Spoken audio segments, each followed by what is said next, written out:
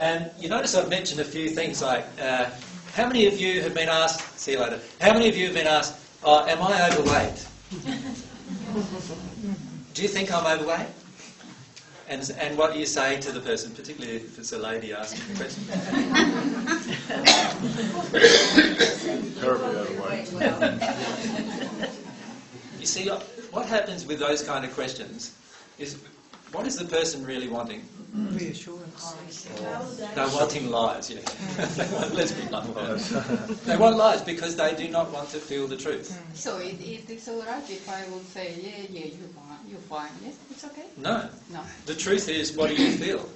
Is the person overweight?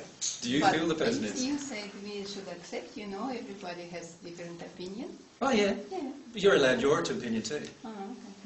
And if I'm asked my opinion, then I'm allowed to give it. Do I, like if a lady comes up and she's overweight, then I say, well, yes, you are overweight. Do you know why?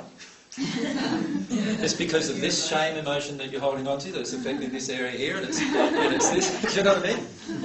Like, we can talk about that then, can't we? Right? Like, you will find as you deal with your emotions, your weight will just fall off you. It will. You're holding on to emotion. You're holding on to weight because you're holding on to emotions. If you're feeling overweight, let's be honest about it. Right? There's all these taboo subjects, isn't there? Like blood pressure, yes, question. So historically, what have you been told? It's not kind to say that. But what's the kindest thing? The kindest thing is to trigger the emotion inside of a person to help them release it so they no longer hold on to it anymore. That's the kindest thing. Edgy, about fashion. Yes, everybody has, different style, dress and all that stuff. Yeah. And we can have different opinion on that, Of course. Yeah, how could I say, oh no, you dressed awful, Well, you can say it's my opinion, you're dressing awful. Yeah. You don't have to take my opinion. Oh, that's okay. And to be honest with you, if I had some self-worth and self-love, I wouldn't even care to ask you for your opinion about how I'm dressing. Yeah. It's okay to soften the edge a little bit though, surely. You could say to the person, yes, and be quite honest as well. Because if the person's wearing all the wrong colours together, you can say, well, they're not colours that I would wear, but if you're happy with those colours, then yes, they're fine. Then that would be truthful, but it would still be saying that I don't really like those colours together. No, you're not really saying it. Yes, I do. No, you're not. They're not what I would choose for myself. So say that. So, yes, because I don't think that they would suit me. But why not tell her the truth? She's asked you for her opinion. Tell her the truth of how you feel. Why not tell her the truth? Because you know what? Because you're afraid of her emotional response. Yes, I don't... And if you're basing your response on fear, what are you doing? Yeah. Are you loving the person if you're basing your response on fear? No, you're not. All right?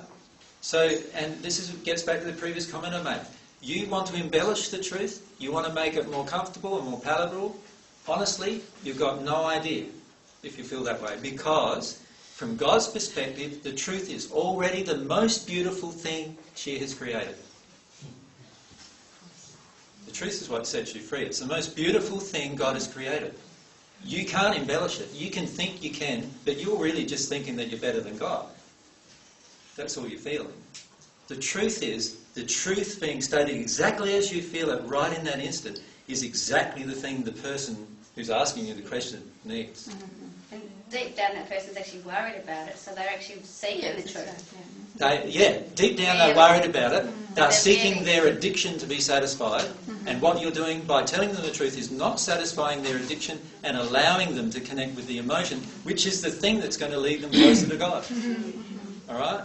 So by speaking the truth in every single instance, what you're actually doing is you're helping the person to actually connect to the emotional resistances they have with God every single time.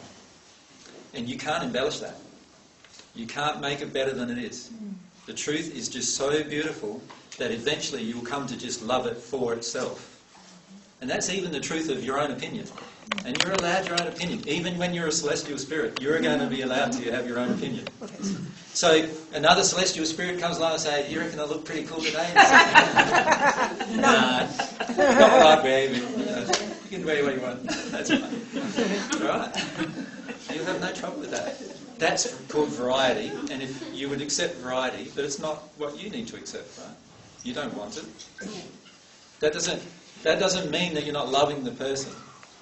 And if they have an emotional response to your comment, what's the issue? They want your approval. Exactly. They're wanting or needing something from you. Right?